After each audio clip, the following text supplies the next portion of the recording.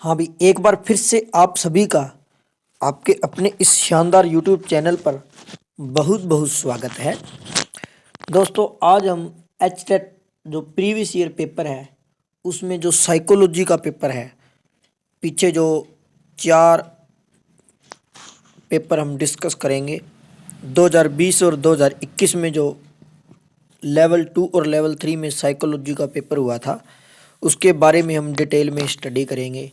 दोस्तों 120 क्वेश्चन है। इन 120 क्वेश्चनों में क्वेश्चन रिपीट भी बहुत होते हैं और आपको पूरा पैटर्न पता चल जाएगा पेपर का। इन्हीं टॉपिक ये जो इसके अंदर दे रखे हैं पेपरों में, इन्हीं टॉपिक के बारे में आपने पढ़ना है और इन्हीं टॉपिक को ही आपने करना है। बस इसके अलावा कोई भी जो भी टॉपिक आपको मिले, जीन प्याजे के मिला जीन प्याजे को देख लो, उसके बारे में डिटेल में पढ़ लो जीन प्याजे को। तो जितना भी टॉपिक है इसमें पहले तो ये सारे पेपर देख लो। भी हो सकता है कि मतलब 5-6 क्वेश्चन रिपीट हो जाएं जो आपको समझ में ही ना आए, वो क्वेश्चन पेपर में आ जाए और आपके सही हो जाएंगे। ठीक है, तो लास्ट तक वीडियो को जरूर देखें। तो वीडियो को स्टार्ट करते हैं अभी बिना किसी देरी के। इंग्लिश और हिंदी दोनों में दे रखे हैं, हिंदी मीडियम में जो भी देख लेना। बच्चों के भीतर छुपे संवेगी घुटन एवं शक्तियों को बाहर निकालने की प्रक्रिया को क्या कहते हैं भाई? मतलब ऐसा प्रोसेस जिसके अंदर इमोशनल जो होते हैं वो बच्चों के अंदर छिपे होते हैं, उसको बाहर निकालने की प्रक्रिया को क्या कहते हैं? इमोशनल कैथारिस, या इसे इमोशनल वीरेचन कहते हैं। क्या बोलते हैं?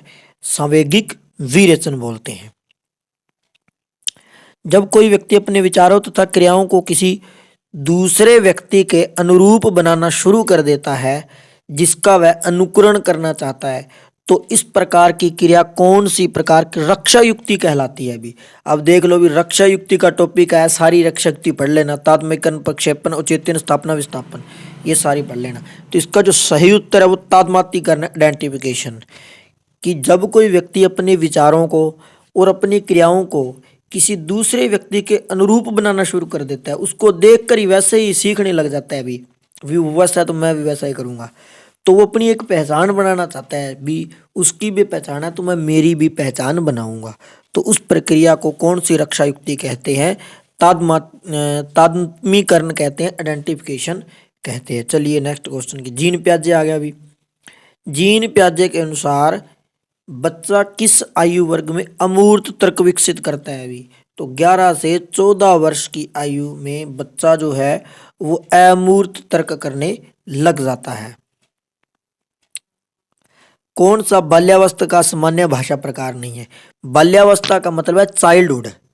ठीक है, चाइल्डहुड है। और सामान्य भाषण का मतलब है कि कॉमन स्पीच डिसऑर्डर कब होता है? ऊर्जा की कमी, तुतलाना, अस्पष्ट उच्चारण, हकलाना। ये भी ऊर्जा की कमी जो है वो भाषण का प्रकार नहीं है। भी तुतलाना, अस्पष्ट उच्चारण, हकलाना ये आ सकते हैं भाषण के विकार में, बाध्य है। लेकिन ऊर्जा की कमी जो है वो भाषण के विकार में तो कोई इसका लेना देना नहीं है। तो बाल्यावस्था में सामान्य भाषण में ऊर्जा की कमी है वो नहीं है। रोज या शाही धब्बा परीक्षण में कितने कार्ड निर्धारित किए गए हैं? भी अब देखो, भी बुद्धि और पर्सनैलिटी के परीक्षण आपने जरूर पढ़ने, 100% श्योर क्वेश्चन आएगा। तो रोस्टर ने 10 कार्ड लिए थे, भी पर्सनैलिटी का टेस्ट है। वह संधि अवस्था का आयु स्तर क्या होना चाहिए? पुबर्टी एज, तो उसकी रेंज होती है 11 से 16 वर्ष तक। वह संधि अवस्था का जो आयु स्तर है वो क्या है? 11 से 16 वर्ष। रोस के अनुसार विकास की कौन अवस्था? अब रोस ने किस अवस्था को मिथ्या परिपक्वता कहा है, यानी मैच्योरिटी स्टेट का है? सूडो मैच्योरिटी स्टेट, बाल्यावस्था को। रोस ने किसके उदाहरण ज्यादा दिए हैं? रोस ने बाल्यावस्था को डिफाइन किया है।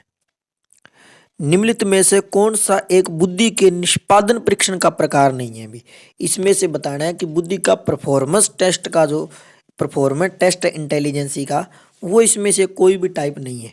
आर्मी अल्फा परीक्षण, को का ब्लॉक डिजाइन परीक्षण, घन निर्माण रचना परीक्षण, पास अलोंग परीक्षण। तो इसमें जो को का ब्लॉक डिजाइन परीक्षण है वो इसमें नहीं है। उसके बाद में है कौन सी एक विशेषता प्रतिभाशाली बच्चों की दृष्टि से उपयुक्त नहीं है? नहीं वाले ध्यान रख लेना, भी नहीं शब्द ज्यादातर आता है। तेजी से और आसानी से सीखते हैं, ये तो बिल्कुल भी है आसानी। कठिन मानसिक कार्यों को प्रदर्शित करते हैं, कर लेते हैं भी कठिन चीजों को भी। बहुत प्रकार की जानकारियां रखते हैं जिसके बारे में ज्यादातर बच्चे जागरूक नहीं होते। जानकारियां तो वो रखते हैं भी, जो कुछ उन्होंने सुना या पढ़ा है उसे बरकरार रखने के लिए उन्हें बहुत अभ्यास की आवश्यकता होती है। इनको अभ्यास ज्यादा की जरूरत नहीं होती भी, एक बार में ही चीजें ये कैच कर लेते हैं, इसलिए तो इनको प्रतिभाशाली कहा गया है। तो चलिए नेक्स्ट हम आगे क्वेश्चन देख लेते हैं। निम्न में से कौन सा एक बंडूरा द्वारा प्रदत्त अधिगम सिद्धांत। अब देखो भी, बंडूरा जो है उसने किसका सिद्धांत दिया था, लर्निंग का सिद्धांत दिया था, ऑब्जर्वेशन लर्निंग का सिद्धांत दिया था। तो इसके अंतर्गत अवलोकनात्मक अधिगम सही तार्किक क्रम क्या है, सही तार्किक क्रम है कि अवधारणात्मक, अवधानात्मक, धारणात्मक, उत्पादन, प्रेरणात्मक। तो ये ऑप्शन जो है वो इसका अभिप्रेरणात्मक, लास्ट ऑप्शन जो है इसका राइट ऑप्शन हो जाएगा। नेक्स्ट है भी, सोशियोमेट्रिक तकनीक का आविष्कार किसने किया था भी। सोशियोमेट्रिक टेक्निक का आविष्कार जे.एल. मोरोनो ने किया था भी।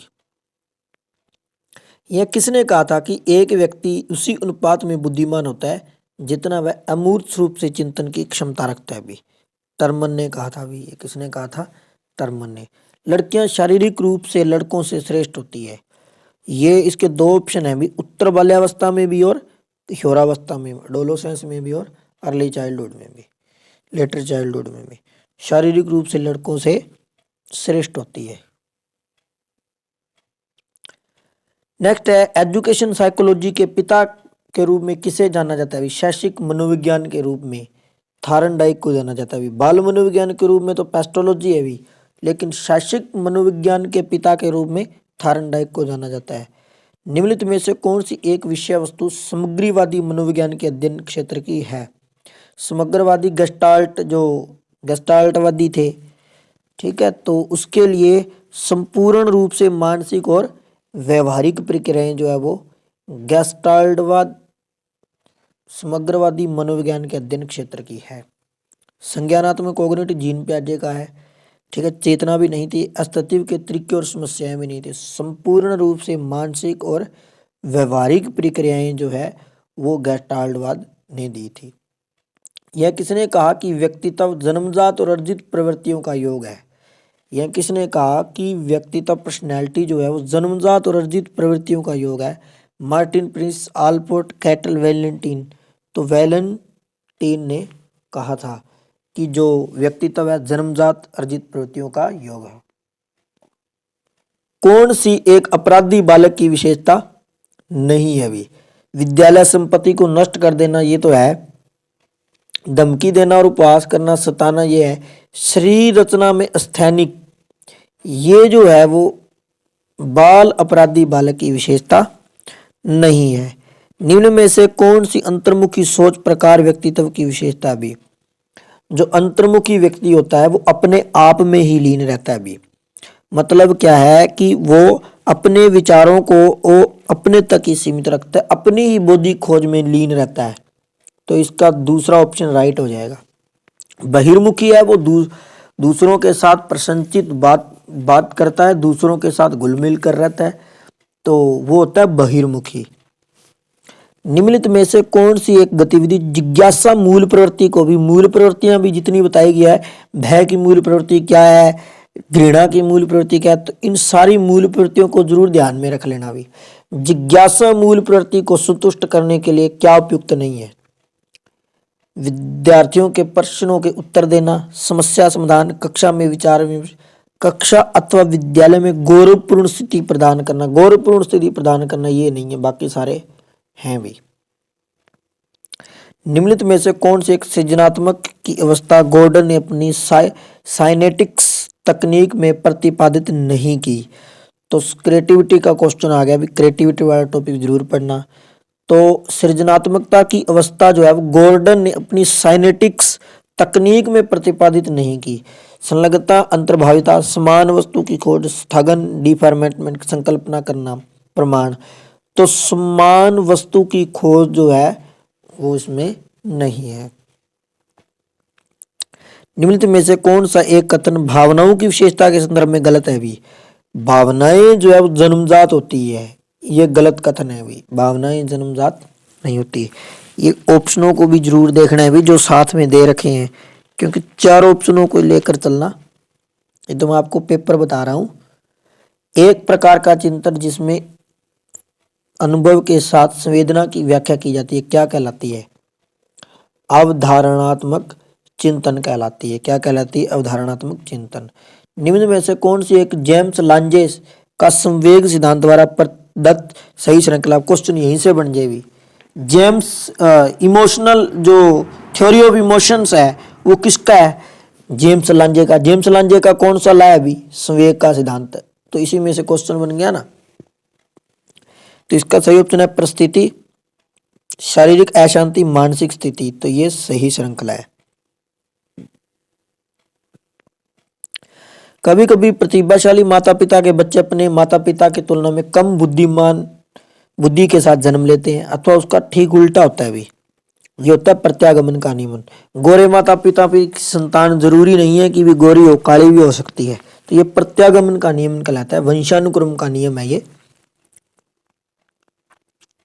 एरिक्सन के अनुसार व्यक्ति के मनोविज्ञान सामाजिक विकास की चौथी अवस्था कौन सी है? अभी 8 अवस्थाएं दी है इन्होंने, 0 से 1, फिर 2 से 4, 4 से 6, 6 से 8।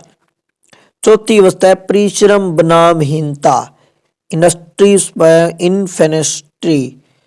तो ये हमारी चौथी अवस्था है एरिक्सन की। एरिक्सन ने कौन सा सिद्धांत दिया था? मनोसामाजिक विकास का सिद्धांत। ये भी पूछा जा सकता है भी। निम्नलिखित में से कौन सा विकास के संदर्भ में असत्य कथन है भी? असत्य कथन है क्या है? विकास में परिवर्तन होता है भी, ये तो बिल्कुल सही बात है। विकास परिपक्वता एवं अधिगम का परिणाम है, ये भी बिल्कुल सही है। प्रारंभिक विकास पश्चावर्ती विकास की तुलना में ज्यादा संकटपूर्ण होता है, ये तो सही बात है। विकास पैटर्न अप्रमेय होते हैं भी, विकास की भविष्यवाणी कर सकते हैं, अनप्रेडिक्टेबल नहीं होता। तो ये असत्य कथन है।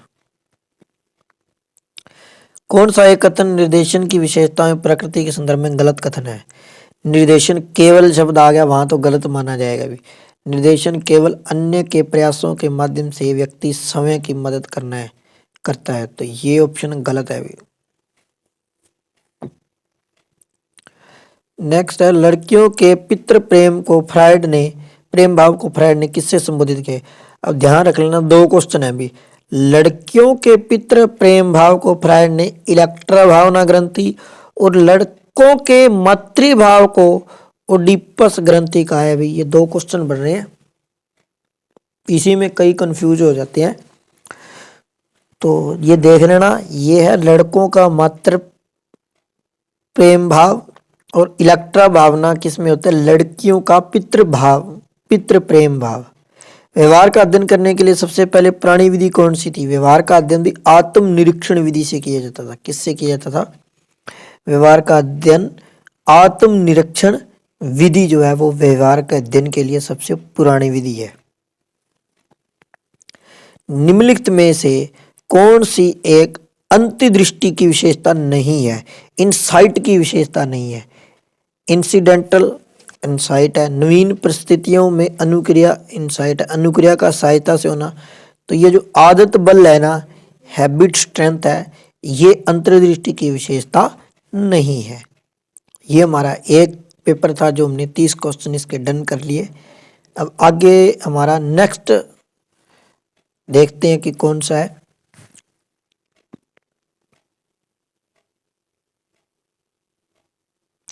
निम्नलिखित में से कौन सा अधिगम के अंतःकरण सिद्धांतों से संबंधित नहीं है? Theory of mental discipline, theory of identical element, theory of generalisation.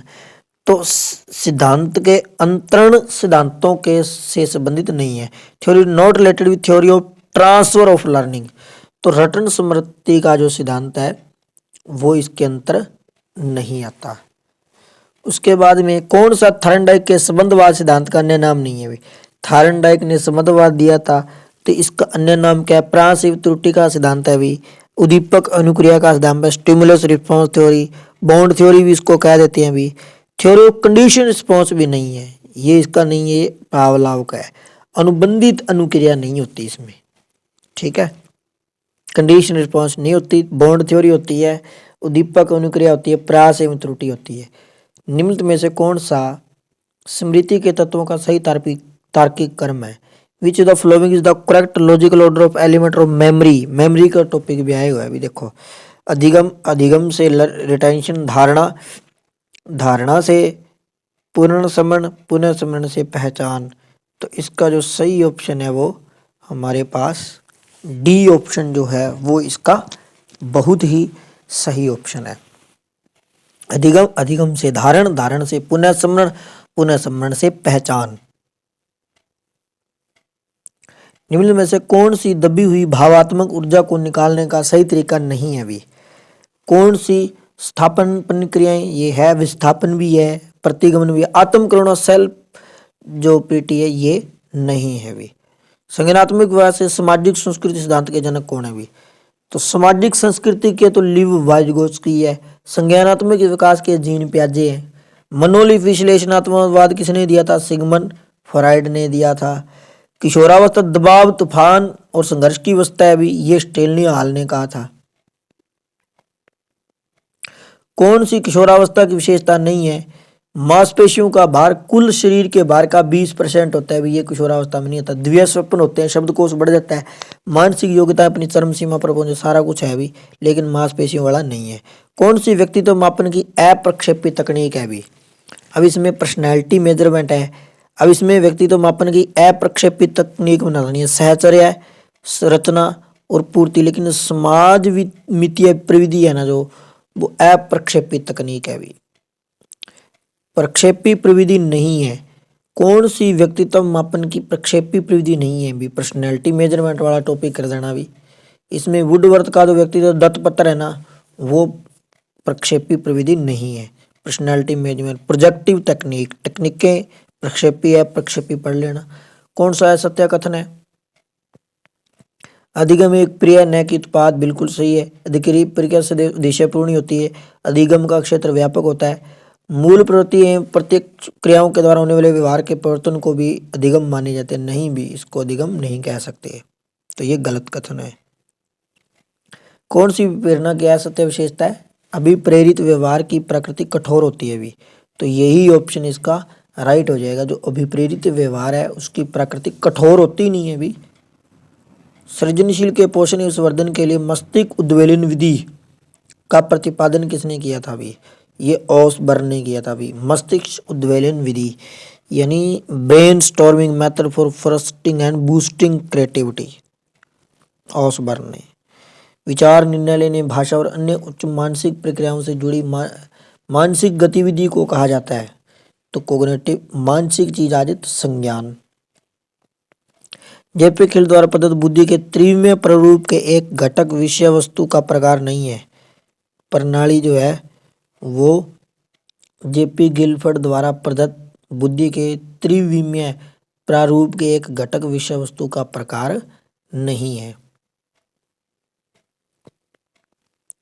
निम्नलिखित में से कौन सा कैटल द्वारा प्रतिपादित व्यक्तित्व के गत्यात्मक विशेषक का प्रकार नहीं है? तो तीव्र इच्छा जो है वो इसका प्रकार नहीं है। तीव्र इच्छा जो है वो गत्यात्मक कौशल का प्रकार नहीं है। स्टैनफोर्ड बी ने बुद्धिलब्धि स्केल के अनुसार न्यून मानसिक मंदता वाले बालकों की बुद्धिलब्धि सीमा क्या होती है भी? इसमें बोनस अंक मिला है, वैसे इन्होंने उत्तर इसका ये माना है 52 से 67। स्टैनफोर्ड बी ने बुद्धिलब्धि स्केल के अनुसार जो बिल्कुल मानसिक मंदता है उस वाले बालकों की जो बुद्धिलब्धि है वो 52 से 67 बताई है। निम्नलिखित में से कौन सा संप्रदाय जीन पियाजे ने अपने संज्ञानात्मक विकास सिद्धांत में नहीं दिया है? जीन पियाजे ने क्या क्या दिया है अभी? एसिमिलेशन, अकोमोडेशन और इक्विलिब्रेशन, संतुलन, समष्टिविचीकरण, आत्मसातीकरण, लेकिन ये सिंबॉलिक संकेतिक तो उन्होंने दिया ही नहीं। गैने द्वारा प्रदत्त अधिगम सोपान की सिद्धांत का उच्चतम स्तर क्या है? गैने ने जो हाईएस्ट लेवल है अधिगम सोपान की सिद्धांत का जो हायर लेवल है वो क्या है? समस्या समाधान अधिगम। क्या है? समस्या समाधान अधिगम।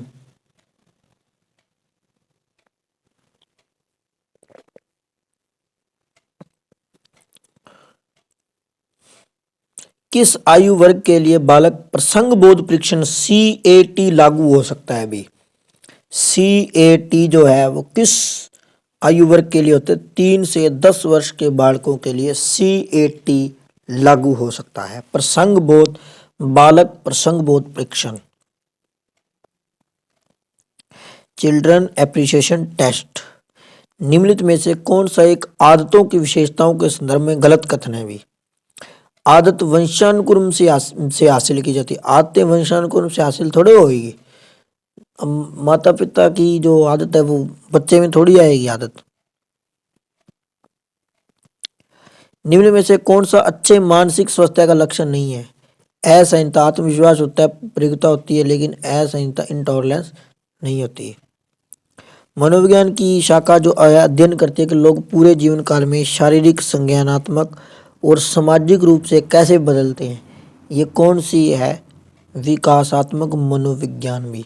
इनके बारे में भी पढ़ लेना। दैनिक मनोविज्ञान, परामर्श, एज काउंसलिंग साइकोलॉजी, प्रयोगात्मक मनोविज्ञान। अब इसमें से कौन सा है? जन्मजात विप्रेरक नहीं है अभी। इसमें से जन्मजात विप्रेरक कौन सा नहीं है? भूख जन्मजात है, अभी बच्चे को भूख लगती है जन्म से ही, तो ये तो है। प्यास बच्चे को लगती है, भूखा होता है। विश्राम, बच्चे को रेस्ट तो चाहिए। सुरक्षा, ये जन्मजात नहीं है अभी। कौन सा आधुनिक मनोविज्ञान का व्यवहारिक दृष्टिकोण है? खुले व्यवहार पर ध्यान केंद्रित करता है। तो खुले व्यवहार पर ध्यान केंद्रित करता है। ये आधुनिक मनोविज्ञान जो है, ये मॉडर्न साइकोलॉजी है, उस मनोविज्ञान का व्यवहारिक दृष्टिकोण है। निम्नलिखित में से मन का कौन सा स्तर पूर्णता सुखवादी और सुख प्राप्ति के अनुसिद्धांतों द्वारा निर्देशित होता है भी? सुख प्राप्ति कौन सा था? इदम, ठीक है। और सुख प्राप्ति के अनुसिद्धांतों द्वारा निर्देशित होता है। खेल के प्रत्याशित सिद्धांत के प्रतिपादक कौन है भी? खेल के प्रत्याशित सिद्धांत के प्रतिपादक कार्ल ग्रूस है भी। कार्ल ग्रूस है भी। पहला बुद्धि परीक्षण किसने करवाया था? अल्फ्रेड बीने और साइमन ने मिलकर करवाया था, इसलिए इसका बीने साइमन कमीशन नाम दिया गया था। एक मूल प्रवृत्तियों की विशेषता के संदर्भ में गलत कथन है भी। मूल प्रवृत्तियां जो है वो अल्पकालिक होती है, गलत कथन है भी। चरण चरित्र के विकास के संदर्भ में जेम्स ड्राइवर द्वारा चरणों में से नहीं है भी। तो पारंपरिक चरण के अनुरूप जो है जेम्स मनोभाव का चरण, सेल्फ रिगार्ड का चलन, आत्म सम्मान का चलन, अपरिष्कृत संवेगों का चयन। ठीक है, तो ये था हमारे 2। अब आगे वाला पेपर हो गया अभी तीसरा स्टार्ट। जीन पियाजे के अनुसार बालक कौन सी अवस्था में परिकल्पनाओं को समझने की तथा तार्किक वाक्यों के आधार पर विचार करने की योग्यता प्राप्त कर लेता है भी? 11 से 15 वर्ष का बालक। रचनात्मक प्रक्रिया के लिए सही तार्किक क्रम है भी। तैयारी, तैयारी से परिपाक, परिपाक के अंतर्दृष्टि, अंतर्दृष्टि से सत्यापन। तो इसका सही ऑप्शन है वो थर्ड राइट हो जाएगा।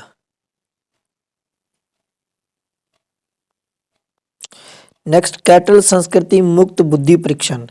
कैटल की जो संस्कृत मुक्त बुद्धि परीक्षण की मापनी 1 किसके लिए बनाई गई है अभी? ये मानसिक दोष वाले व्यक्तियों के लिए बनाई गई है, जो 4 से 8 वर्ष के बालक होते हैं, व्यक्ति होते हैं। तत्व अभिप्रेरणा चक्र से संबंधित कौन सा तत्व अभिप्रेरणा चक्र से संबंधित नहीं है? आवश्यकता, अंतर्नोद और प्रोत्साहन है, लेकिन संवेग जो है वो अभिप्रेरणा चक्र से संबंधित नहीं है। वे बच्चे जो विभिन्न प्रकार के दिगम समस्याओं से ग्रसित रहते हैं, उनके लिए दिगम अक्षम किसने दिया था? सैमुअल क्रिक ने दिया था। कौन सा पद क्रिया प्रस्तुत अनुबंधन से संबंधित नहीं है? पुनर्बंधन क्रिया प्रस्तुत में होता है, और स्वयं पुनर्पलाव स्किनर का क्रिया प्रस्तुत विलोपन होता है, लेकिन अंतर्दृष्टि इंसाइट नहीं होती भी। बिहेवियर का शब्द है ये, इसमें नहीं होता। जीन पियाजे के अनुसार नैतिक विकास अवस्था, प्राय नैतिक विकास भी दिया था भी जीन पियाजे ने, ध्यान रख लेना।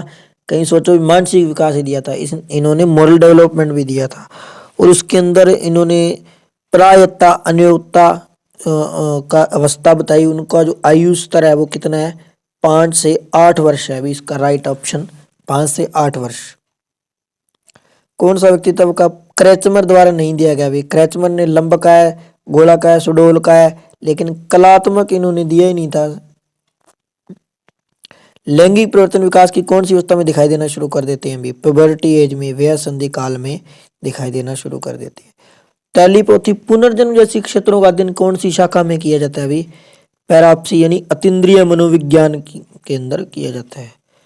क्लासिकल अनुबंधन का अन्य नाम क्या है? टाइप एस कंडीशन, ये तो पावलाव का था, टाइप एस कंडीशन। संरचनात्मक के प्रवर्तक कौन थे? भी संरचनावाद के प्रवर्तक कौन थे? विलियम वुंट थे भी संरचनावाद के।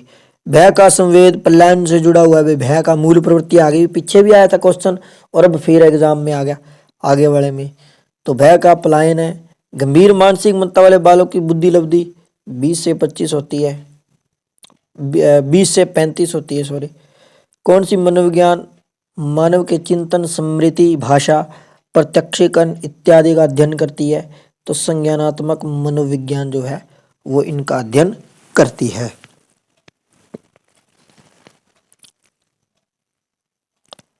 निम्नलिखित में से कौन सा उपागम अधिगम अयोग्य बालकों के व्यवहार का विश्लेषण कर उनकी अधिगम न्यूनता के मूल कारणों के जानने के प्रयास पर आधारित है?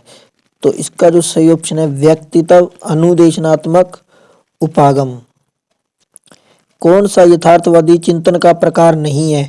अभिसारी, सृजनात्मक और आलोचनात्मक, ये तो यथार्थवादी चिंतन है, लेकिन सवलीन चिंतन जो है वो इसका प्रकार नहीं है। कौन सा जन्मजात विप्रेरक, पीछे आया था भी जन्मजात प्रेरक, अब इसमें फिर आ गया भी पुरस्कार, दंड, प्रोत्साहन, ये तो बाहर से है लेकिन भूख जन्मजात लगती है।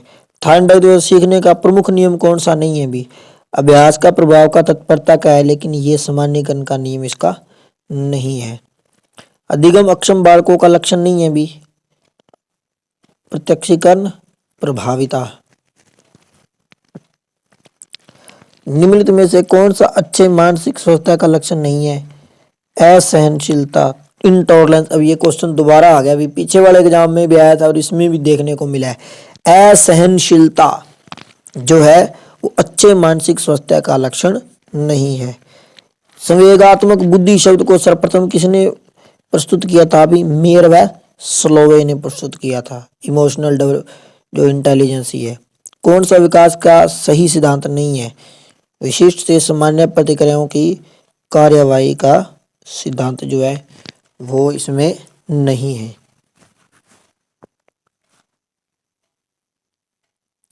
प्रकार्यवाद के प्रमुख प्रवर्तक कौन थे?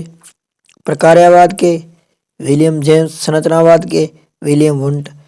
मानवतावादी मनोविज्ञान का समर्थक किसने नहीं किया था? भी मानवतावादी सुन लो, भी इसमें से क्वेश्चन जरूर मिलेगा।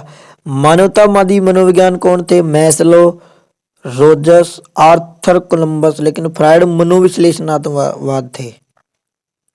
लुप्त अधिगम संप्रदाय को किसने परिचित करवाया था? भी एडवर्स टेस्टोलमैन ने जो लेटेंट लर्निंग संप्रदाय को सर्वप्रथम परिचित करवाया था। Latent learning.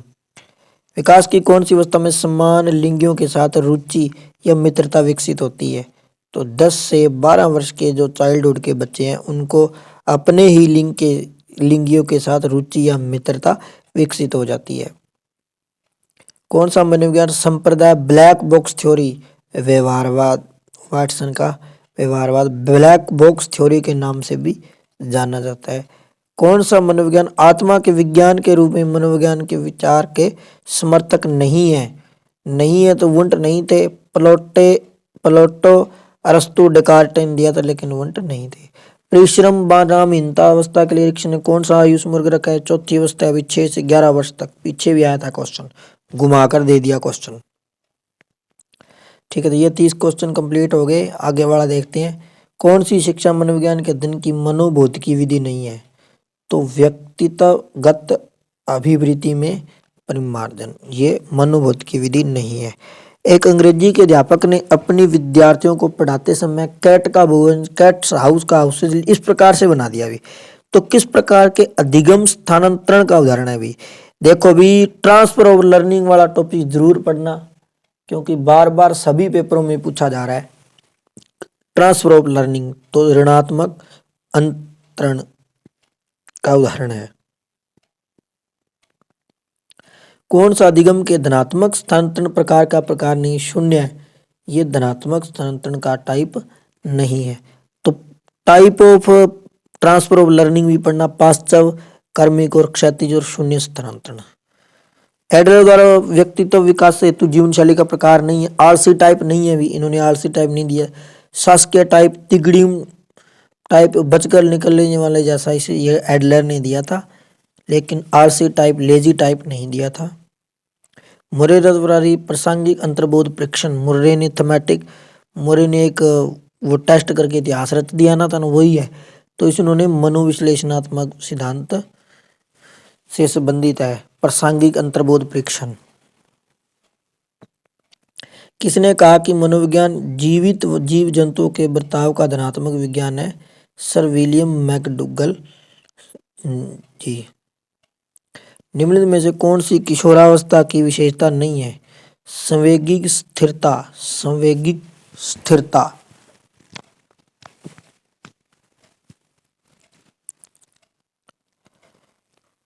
निम्नलिखित में से कौन सी अच्छी स्मृति का लक्षण नहीं है? भी क्वेश्चन को पहले तो बड़े अच्छे से रीड करना है। भी देखो, अच्छी स्मृति का लक्षण कौन सा नहीं? अच्छी लिपि रैबिलिटी, तीव्रता आती है भी, ठीक है, शुद्धता भी आएगी, सही सामग्रियों का सही समय पर स्मरण करेगा वो, औसत धारण, एवरेज रिटेंशन नहीं आएगी, अच्छी स्मृति होगी। तो किशोरावस्था की सही विशेषता नहीं है।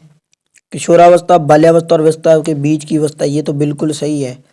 किशोरावस्था में एक अस्पष्ट व्यक्तित्व होती है। किशोरावस्था वयस्कावस्था की दहलीज होती है। किशोरावस्था वास्तविकताओं का समय होता है भी, ये गलत बात है, वास्तविकता से नहीं जुड़ा होता।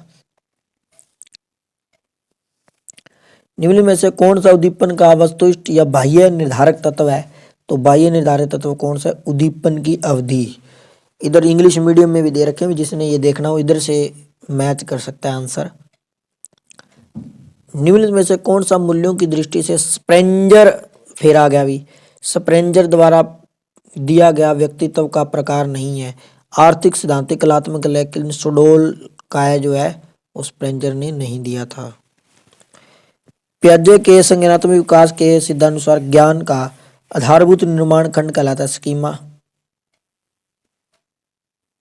आत्म संप्रत्यय के दो आधार होते हैं, भूमिकाएं, सामाजिक और शरीर प्रतिमा। कौन से निम्न में से कौन सी प्रेरकों के मापन हेतु अप्रत्यक्ष विधि है? तो अप्रत्यक्ष विधि कौन सी है? वाक्य पूर्ति तकनीक, वाक्य पूर्ति तकनीक। कौन से मनोविज्ञान की अपनी पुस्तक हेरिडिटरी जीनियस में व्यक्तिक विभेद का वैज्ञानिक ढंग से विवेचन प्रस्तुत किया था? तो इसका जो सही ऑप्शन है वो गाल्टन ने किया था। किसने किया था? गाल्टन ने किया था। 16 वर्ष की आयु तक मस्तिष्क का भार लगभग कितना हो जाता है? अभी 16 साल की उम्र तक 1200 से 1400 ग्राम। थॉर्नडाइक द्वारा गौण सहायक नियम कौन सा है? भी तत्परता, अभ्यास, प्रभाव, ये तो सहायक मुख्य सहायक नियम है। गौण में मानसिक वृत्ति का नियम है। भी उन ज्ञान अथवा कौशलों का कथन जिन्हें विद्यार्थियों को अनुदेशन के बाद सीखा जाना चाहिए क्या कहलाते हैं? अनुदेशनात्मक उद्देश्य कहलाते हैं। निम्न में से कौन सी विकास की सही विशेषता नहीं है? विकास पैटर्न अपूर्व में होते हैं। भी ये फिर क्वेश्चन वो ही आ गया, भी विकास की अनप्रडिक्टेबल होता है। गिलफेड द्वारा सृजनात्मक तत्व कौन सा नहीं है? भी प्रभाविकता, लचीलापन और मौलिकता, क्रिएटिविटी गिलफेड ने जो दी थी, बट इसका तो जिक्र ही हमने नहीं किया। नैतिक विकास सिद्धांत के उत्तर रूढ़ि स्तर के अंतर्गत आता है। भी सामाजिक अनुबंध आता है भी इसके अंतर्गत। निम्नलिखित में से कौन सा समायोजन का प्रत्यक्ष तरीका है? समायोजन का प्रत्यक्ष प्रत्याहार एवं आज्ञाकारिता जो है वो समायोजन का प्रत्यक्ष तरीका है। पूर्व ज्ञान के रूपांतरण, संगठन एवं पुनर्संगठन के द्वारा ज्ञान की रचना की जाती है। यह निम्नलिखित में से किसके दृष्टिकोण की सर्वोत्तम व्याख्या है? भी पियाजे। किसकी है? पियाजे। रिक्सन के अनुसार व्यक्तित्व विकास की 5वीं अवस्था कौन सी है? अभी रिक्सन का पढ़ लेना अभी। पहचान बनाम भूमिका संभ्रांति। रोज से शायद डब्बा परीक्षा में कितने कार्ड? 10 कार्ड। ये फिर क्वेश्चन आ गया रिपीट। देखो कितने क्वेश्चन रिपीट हो गए अभी। तो पेपरों को भी बड़े अच्छे से प्रिपेयर करके बहुत सारी तैयारी तो आपकी एग्जाम के प्रीवियस ईयर पेपरों से ही हो जाती है। अभी 100% श्योर हूँ, अगर अच्छे से पेपर को कर लिया ना 20 से नीचे नंबर आप साइको के अंदर नहीं लेकर जाओगे। नेक्स्ट है, कौन सी फ्राइड द्वारा मनोलैंगिक व्यवस्था नहीं है? भी मनोलैंगिक अवस्था सिगमंड फ्रायड ने मनोविश्लेषणात्मक सिद्धांत भी दिया था, और फ्रॉयड साइकोसेक्सुअल स्टेजेस मनोलैंगिक अवस्थाएं भी दी थी। गुद्यावस्था मुख्य अवस्था शेषनावस्था है, लेकिन ये मनोलैंगिक अवस्था नहीं है। कौन सा मध्यम मानसिक मंता वाले बुद्धि का बुद्धि लब्धि है? 36 से 51। निम्न में से कौन सा संप्रदाय बंडूरा के सामाजिक अधिगम सिद्धांत? अब बंडूरा ने कौन सा सिद्धांत दिया था? अभी यहीं से क्वेश्चन बन गया, सामाजिक अधिगम सिद्धांत, यानी Bandura social learning theory. Bandura ने क्या बंडूरा ने मॉडलिंग दी थी? भी डॉल वाला एग्जाम्पल ले सकते हो। बंडूरा ने अनुकरण दिया था, बंडूरा ने अवलोकनात्मक अधिगम दिया था। तीनों में से क्वेश्चन पूछा था। बंडूरा ने क्या मॉडलिंग दी थी, अनुकरण दिया था, अवलोकनात्मक ऑब्जर्वेशन लर्निंग दी थी। लेकिन अडेप्टेशन ये तो जीन प्याजे के अंदर पढ़ा था हमने, तो ये अनुकूलन नहीं दिया था। जुग द्वारा प्रदेश अंतर्मुखी चिंतन प्रकार व्यक्तित्व की विशेषता नहीं। अब अंतर्मुखी हमने पीछे किया था, अपनी बौद्धिक प्रवृत्ति में लीन होते हैं। बहुमुखी अंतर्मुखी जो है वो विशेषता अंतर्मुखी की नहीं है। तो आशावादी, आशावादी कौन होते हैं? ये बहिर्मुखी होते हैं। अभी आत्म केंद्रित ये होते हैं, अपने समय के बौद्धिक कामकाज में मगन होते हैं। भी तथ्यों के आधार पर सिद्धांतों का साथ देने वाले होते हैं, लेकिन आशावादी नहीं होते। ये बहिर्मुखी का एग्जाम्पल है आशावादी। शेल्डन ने शरीर घटना के आधार पर श्रेणी क्रम को मानते हुए प्रबल एंडोमार्फिक व्यक्तियों को श्रेणी का अनुपात क्या बताया है? तो एंडोमार्फिक का जो उन्होंने अनुपात बताया वो 7:1:1 बताया भी प्यारे साथियों, 7:1:1 बताया। तो ये हमने प्रीवियस ईयर पेपर के हमने 4 पेपर डिस्कस कर लिए। 120 क्वेश्चन आपके हो गए अभी इस वीडियो के अंदर। तो निश्चित तौर पे बहुत सारे क्वेश्चन 5-7 क्वेश्चन तो रिपीट 100% होंगे। हो सकता है कि ज़्यादा क्वेश्चन रिपीट हो जाएं, बट पेपर का जो लेवल है वो ऐसे ही बनेगा। तो ऐसे ही आपने जो इस पेपरों के अंदर टॉपिक दिए हुए हैं उन टॉपिकों को बड़े अच्छे से प्रिपेयर करना है आपने। तो जल्दी आपके समक्ष आगे नई वीडियो के साथ मिलेंगे। Thanks for watching this video.